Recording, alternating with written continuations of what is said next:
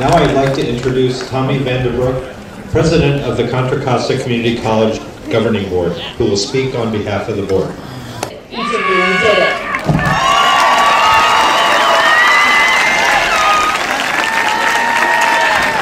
Good evening, DVC graduates, family, and friends that are here to join you. I would like to ask you to stop for a moment. Look around at your friends, your family, your fellow classmates. Take a deep breath and take it all in.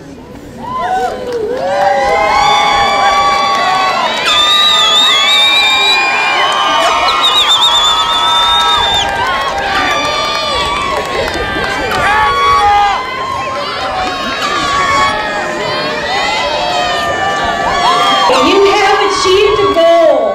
You have met a milestone. You have succeeded. Perhaps you're pursuing further educational career goals, but it's important for you to stop, acknowledge your achievements along the way. So tonight, go ahead, pat yourself on the back, and remember to thank those who helped you get here. Tonight is a night for celebration, but I want to engage you, graduates, and those attending tonight, to stand up and unite to save and protect education in California. Education for all. You've made it this far. It's time to make your voice heard so that those that come after you will receive the same benefits that come with the educational successes that you are celebrating tonight. I'm asking you to get involved and to make a difference. 52 years ago, we signed the Education Master Plan for California. It directed the California community colleges to admit any student capable of benefiting from instruction and reaffirmed California's prior commitment to the principle of tuition-free education for residents of our great state.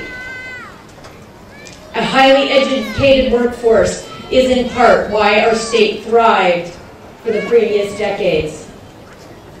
But for the last 15 years, instead of investing in education, we are divesting in education.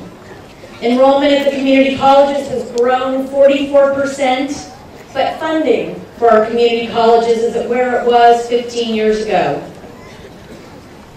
This year, community colleges were cut by $102 million. The budget shortfall resulted in an additional $10 per unit fee increase. We don't call it tuition, because we have tuition-free education in California. They're called fees. Community college system is currently being funded for about 2.5 million students, but the enrollment demand is so high that in 2011-12, it's estimated that as many as 670,000 students seeking a community college education will not be served. We are starting to ration education. Over the past 3 years, the system has sustained over $1 billion in cuts.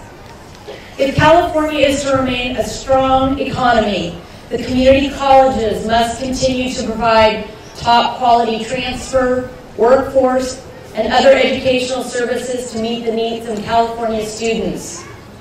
We at the local level must take responsibility for providing the best education possible and for continually improving student success. But the state sets the fees and provides, or in some cases withholds, our funding. Alas, the message to Sacramento must be no more cuts. Our great president, Barack Obama, along with Dr. Jill Biden, a community college professor, called on the community colleges to produce an additional 5 million graduates by 2020. And he said that community colleges are more important than ever to this country's competitiveness. He has called community colleges the unsung heroes of America's educational system and said that they may not get credit where they deserve it. They may not get the same resources as other schools, but they provide a gateway to millions of Americans to good jobs and a better life. DVC is one of the best gateways to good jobs and a better life. For over 50 years, Diablo Valley College has provided quality education, Millions of students, a million students later, DVC is not only recognized as one of the best California community colleges, but it also leads the state to transfer to four-year institutions. You all are a testament to that. So I ask you, how can we meet the President's challenge of 5 million new graduates by 2020 if we are not funded to provide the classes that students need to graduate? How can we ensure student success when support services for our students are not adequately funded? As an optimist, with your help, I believe we can pull us out of this nosedive. Can you say yes, we can? Yes, we can! We can't afford not to fund education. We can't afford not to fund community colleges. Let me share with you why we must fund community colleges. The top 10 reasons from the Foundation for Community Colleges of why community colleges are a wise investment. 70% of California's higher education students are enrolled in a community college. 25% of the community college students nationwide are enrolled in a California community college. 49% of California jobs offer a middle school wage with annual incomes of $48,000 to $75,000 a year. 70% of our nurses in California are educated in community colleges. 80% of our firefighters, law enforcement officers, emergency medical technicians are credentialed at community colleges. 55% of CSU baccalaureates awarded in 2007 started at the community college.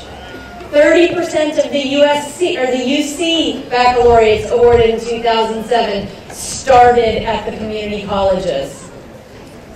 48% of the bachelor's degrees in science, technology, engineering, and math are earned by community college transfer students. 75% of California's GI Bill veterans attend community college. For every $1 invested in higher education, it results in $3 in increase in state revenues. And the good news for you graduates, students receiving a degree or certificate from a community college see an 86% increase in your wages within 3 years after earning your degree.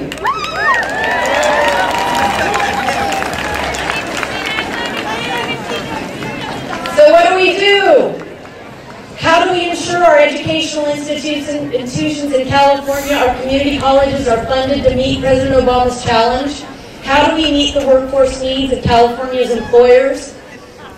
I ask you to engage the governor, the state legislature, and your friends and neighbors about the education funding crisis. You've made it through, but will the next group of students, will your brothers and sisters and friends, and yes, your children, will they get the classes offered they need for transfer? Will they obtain the degree or certificate they seek? Please join me in advocating for the governor's temporary tax to fund education. And beware of the competing measure drafted by Molly Munger. That her measure has left community colleges out of her measure. So let us go with the governor on this one. His proposal will increase income tax on annual earnings over $250,000 for 5 years. It increases sales tax and use tax by 0.5 cent for 4 years. It allocates this money to the state schools and community college to meet our needs. You are our future. You are the ones who will be making a difference in people's lives. It starts right here. It starts right now. I ask you to engage. Congratulations, to you. We did it.